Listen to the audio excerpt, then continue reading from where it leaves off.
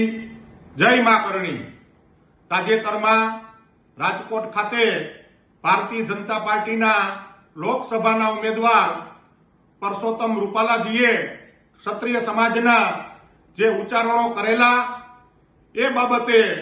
કરણી સેના તથા ક્ષત્રિય સમાજના વિવિધ સંગઠનો દ્વારા યુદ્ધ એ જ કલ્યાણ એવા આયોજન હેઠળ સમગ્ર ગુજરાતના ગામડે ગામડે ક્ષત્રિય જાગૃત યાત્રાનું આયોજન કરવામાં આવશે